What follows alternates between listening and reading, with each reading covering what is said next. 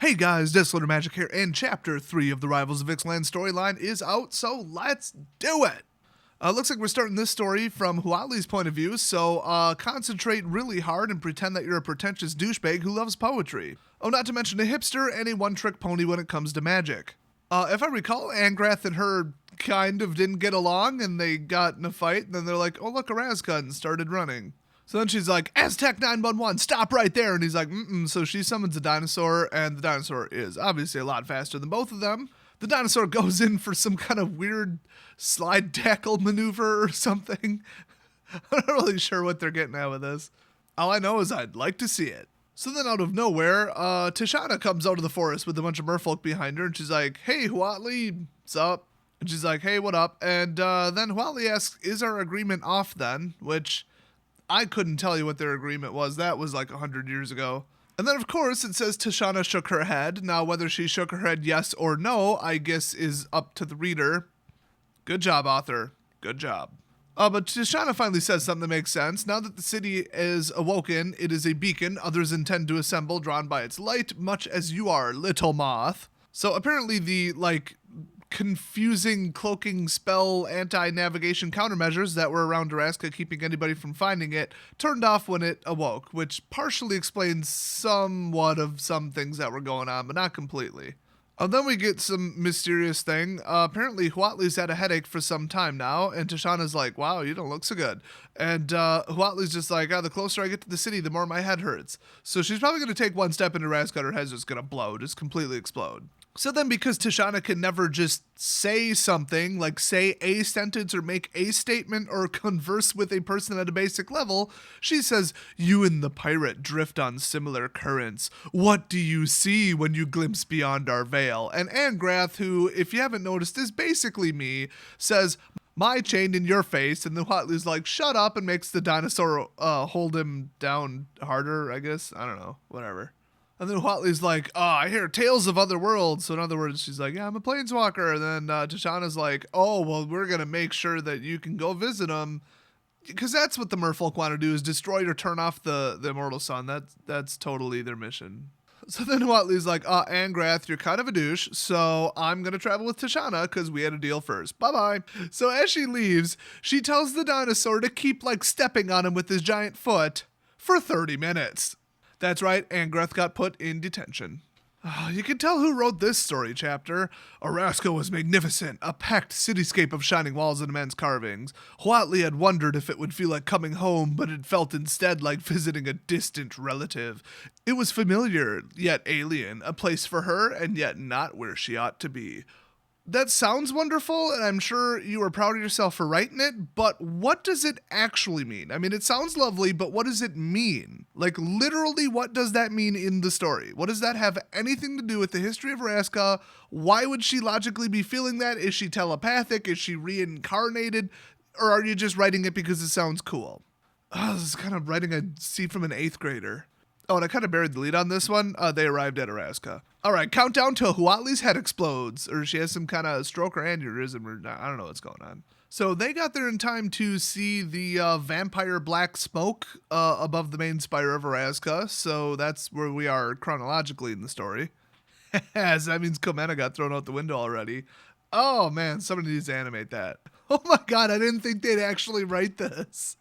The tower ahead seemed to be staining the sky in an inky black. Huatli gasped as she saw a body start to fall from the top of the tower.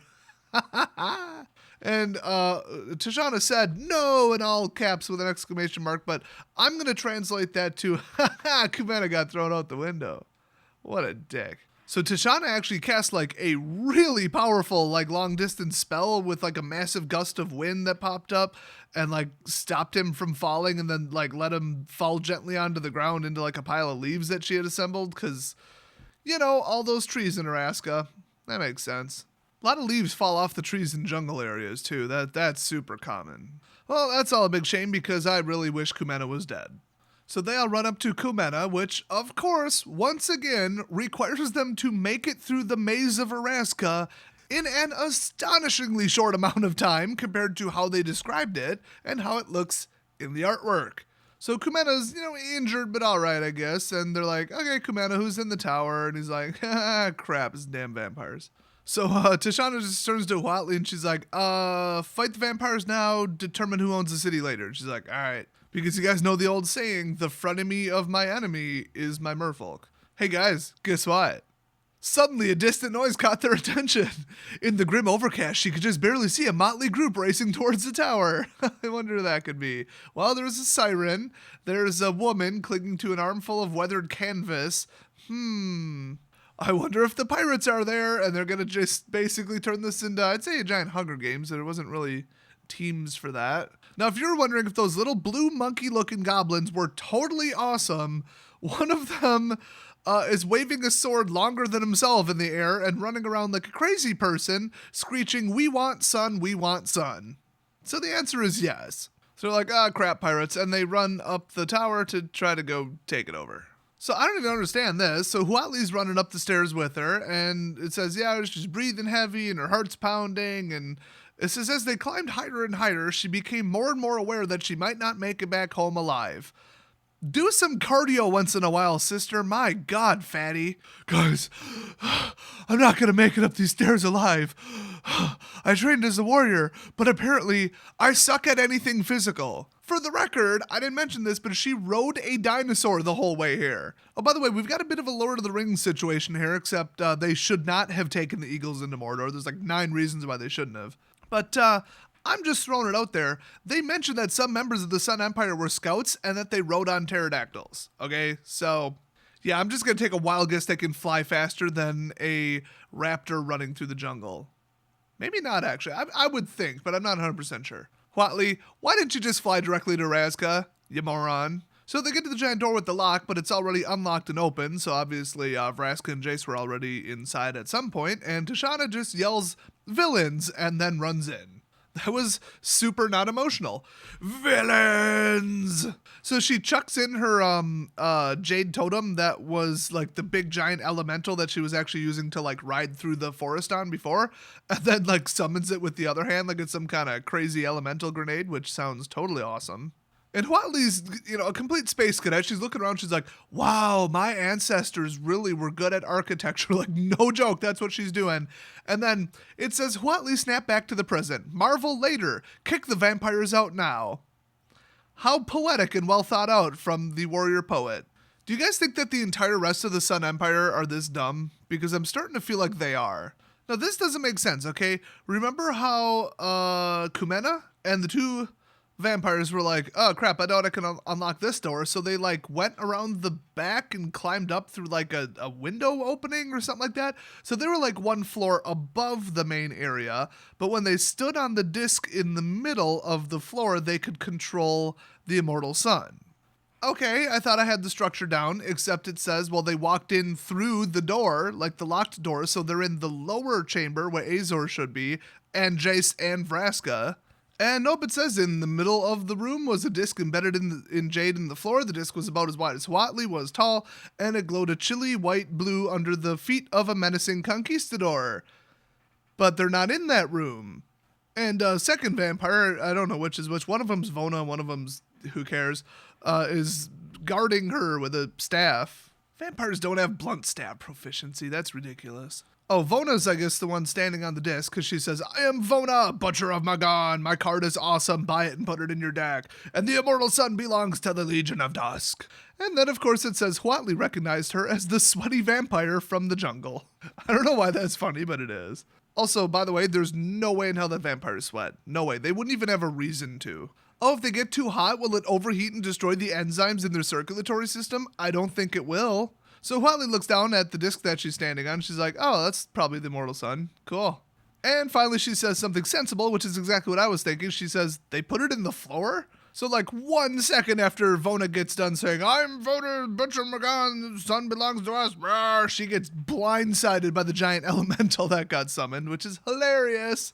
Oh, I think the male vampire there is Mavrin Fane, if I remember correctly. Could be wrong. And so Huatli starts fighting him. And Huatli pulls the old, what is that, Tomb Raider, I think? I don't know. They do this in every movie where she ducks and skids on her knees and then slices her ankle on the way past, or his ankle, pardon me. Did I just misgender the vampire? Yes, I did. Oh, and then in Why Not to Wear a Cape into Battle 101, she grabs his cape and yanks him straight to the floor. And his head hits the floor pretty hard, actually, it says. And then Huatli, being the half-trained warrior, half-trained poet that sucks at both of them, she heard "you" called from a voice across the room, so she looked up in surprise, and then guess what? You got kicked in your chest. Seriously, it says she was hit in the chest with a kick from the vampire beneath her. Wow, way to get distracted when you had your blade right in their face ready to kill them, which is just honestly a dramatic movie cliche. But this writing sucks and it's completely what I'm accustomed to at this point. So Vona somehow summons like the cloud from outside and it comes in and it must be, I don't know, poison or something? Because all of a sudden Huatli's hands are all like bruised and purple and brown and she can't breathe and stuff. See, this is why you focus on magic, not poetry. Oh, and Huatli assumes that Vona is using the power of the immortal sun to manipulate her blood while it's still in her body and cause it to like leak out of her veins or something. That's probably not good. You probably don't want that happening. So Vona hops back onto the very edge of the immortal sun. I'll just say lens at this point because I'm pretty sure that's what it is. And everybody just freezes because, you know, blue mana control. They really try hard in this one. It says, it was a man's voice singing, melodic and soft. Huatli froze, transfixed. She realized Vona had gone still as well, along with Tishana and the Hierophant. That's Latin for vampire, by the way. The song was beautiful, enchanting in a way she couldn't place. She had to go to it. Gee, I wonder if it's a siren. Oh, and by the way, sirens can fly because we already have merfolk. That makes sense. And it says a figure was hovering just outside the window, flapping azure wings to stay aloft, because blue wings are so last season. All the while, he sang a tune more comforting than a lullaby and more precious than a prayer. Oh, they actually have a link. You can actually... Oh, that's interesting. Like, if you click it, I think it'll play it. Okay, hold on. Okay, here's what they claim is the merfolk song. I trusted you with my life, and you made it my own. Oh, wait, hold on. I accidentally hit play on my music. This is the actual siren song.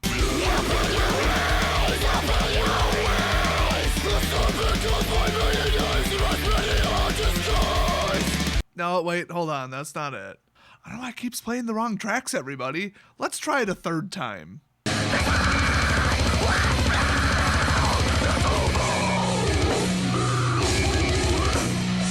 You know, I feel like it's not playing the correct song. Must be an internal problem with Wizard's website.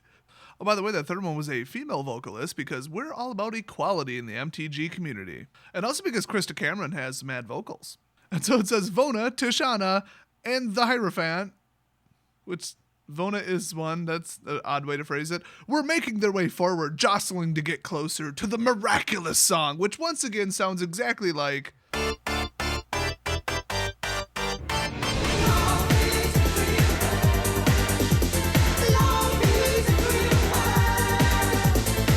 I figured I'd at least get close with that one. By the way, if anybody actually names that song, I don't even know what to say, because you're not going to. To call it obscure just doesn't even get there. Oh, I see you. You think I don't see you? I see you pulling out your copy of Shazam to replay that and see if it's long enough to identify it. No cheating. Anyway, let's see what these 3 or 4 or 5 idiots, I forgot how many idiots are in the tower. Let's see how many of them jump out the damn window because the siren's doing a solo. So the siren is one of the pirates from the Belligerent, and apparently riding him like piggyback style with his hands around his neck is a manic-looking goblin, which we all remember what goblin that is, of course. So Huatli starts to kind of snap out of it to the extent where she's like, oh, wait a minute, I'm pretty sure I know what's about to happen. And then, boom, the goblin leaps through like the window towards Vona's face, yelling, violence! Dude, you gotta have the comedy relief character. This is just, dude, those blue monkeys, man. Can't get enough of them. And the siren stops singing because that makes sense logically and tactically. It says, go for the eyes, Breeches. By the way, it's Breeches in case you forgot who that was. And if you didn't get the reference, that's an old Dungeons & Dragons joke, of course. The whole go for the eyes thing. It's a long story. I'm not going to explain it. So he's like attacking Vona's face and like clawing her with his claws and crap. And I'm sure she's having a great time. And then suddenly they hear a big loud banging noise. And Angrath came into the room that they're not in and kicked down the doors to the room that they aren't in because they aren't in that room. No, I'm not going to drop it. They said that they bypassed the lock and the doors and climbed up into a different room above the other one. That's what the chapter said, and that's what we're going with. It was 2 floors, now it's magically 1 floor. I don't know, whatever. So apparently Angrath is powerful enough to just bust the doors off their hinges, which is very unbelievable even for him. So he tosses in the burnt head of the dinosaur that she had summoned to stand on top of him for 30 minutes, so that went well. And of course, because Huatli is so pathetic and not a girly girl, she's a brave warrior and a strong independent woman, she says, "You are awful." I'm not making that up. That is what she said. "Oh my god, Angrath, you are just the worst. Jeez, who just comes in here and just throws heads at people? Oh my god." And of course he replies with the graceful statement of, "You made your dinosaur stand on top of me." And then for no apparent or logical reason, so we'll just say because story, because there's a lot of because story in the story, he howled that back at her and then set his sights on the conquistador with the goblin on her face. Why? I don't know. She was already under attack. I don't get it. Now, I'm not too up on pirate politics, but it says that he wrapped his chains around Breeches and pulled him off of Vona's face. And then Breeches is super mad, not to mention kind of burnt, and charges Angrath. I guess they're from different boats. So Tishana makes some vines grow out of the ceiling and makes them wrap around, I want to say Maverin? It's not actually that clear. They keep just saying the Hierophant because they're just not done patting themselves on the back enough times about using the word Hierophant. Oh, the vines actually dragged one of the vampires, who are now basically the same character for the story purposes, off of the immortal sun in the middle. And Huatli looked over at Angrath, and then he looked at Tishana, and then they all looked back at the sun, because that's what you do in 80s movies. They all paused for just a second for, I'm sure, comedy reasons, and then all just made a mad dash for the middle. Dude, this is some Halo 2, midship King of the Hill right now. So they all just kind of, land on it. Tishana dives and gets one hand on the disc, and then Huatli manages to get 1 foot on it. Angrath just stomps right into the center, and then Vona gets both hands on top of it in some kind of dive as well. So they're all kind of touching it, and it says the 4 of them gasped as an immense current of energy passed through them. Huatli laughed aloud at how wonderful it felt. Well, don't let it go to your head. Her perception spread across the sky. Her soul spread thin and broad over the magic inlaid in the city of her ancestors. She suddenly knew every path. Really, because she suddenly knew every path on the way to the spire. Conveniently. Because story. Can't really move that plot along if you're stuck in a maze like you're supposed to be because Orazca is a maze. Anyway, she knew every path, felt every current of energy, and sensed the boundaries of every building and the reach of every spire. But most wonderful of all, she perceived 5 immense heartbeats, 1 at each corner of the city. Hey, it's the primal dinosaurs. I already knew that because the art book spoiled it. The elder dinosaurs have awoken, Huatli thought, and a tear ran down her cheek. Why? Oh my god. The tale of the elder dinosaurs had taken the longest to memorize. Really? Giant dinosaur hidden in the city. The end. Oh my god, it took her 2 years to memorize this, it says? What the hell? What, does she know their whole family tree and how many inches their teeth are? What the hell? So naturally, she called them to her, literally 1 sentence after saying they were ancient and wild, utterly untamable, and the greatest of the dinosaurs. So she's like, that sounds like a great idea. Come on over, folks. I feel the need to point something out here. Chronologically, Jace and Vraska were on the outskirts of the city when the white primal dinosaur woke up and just poked his head out from the edge of the city and then took off flying, okay? But she just summoned them now after they all walked through the door that Jace already unlocked, which happened after they got to the middle and unlocked it. Okay, to call that some kind of chronological break is an understatement. So they can already feel the ground rumbling because they are on their way over. And then it says that just beyond the city's edge, she felt the footsteps of Emperor Apatzek's army, an army she had not asked for. That is true. Remember when she met Angrath, right before it, she was like, should I run back to wherever the hell, I don't know, Mexico, and tell them to bring an army because I found Orazca, or should I just run to Orazca? And Angrath's like, let's just run to Orazca. You're a planeswalker. You don't need them. And she's like, all right, fine. Forget those guys. So how the army is here, knew where it was, or anything at all, I don't know. It's probably the scouts on the pterodactyls that probably should have just flown here in the first place. Okay, let's read this one verbatim. Huatli's smile fell. She felt stupid. She should have known he wouldn't just send her. Okay, so who else did he send? How close were they to her? Did they see the city rising up and then run all the way back to home base, assemble the army, and then run all the way back to Orazca, because the timing of that seems a little suspect. In fact, the timing of all of this seems a little suspect. So Angrath's abilities are just like fire and heat, basically. Not like a pyromancer, but like just heat. That's why his chains are always glowing like white. And so he's got 1 foot on the normal floor and 1 foot on the allegedly immortal sun. I still think it's a tablet below, but I'm giving up on the geometry of this room at this point. And anyway, he's like uncontrollably going Super Saiyan, or pardon me, Super Minotaur. And it says the magnified heat of his body had caused his other foot to sink into the gold, because gold actually has a pretty low melting temperature, apparently. Tishana actually cemented her feet to the immortal sun with a bunch of interwoven vines, which is actually pretty clever if you think about it. It's pretty good King of the Hill strategy, actually. Vona was just scrambling to summon more of the dark smoke, which apparently dissipated. I don't know, that plot line went absolutely nowhere.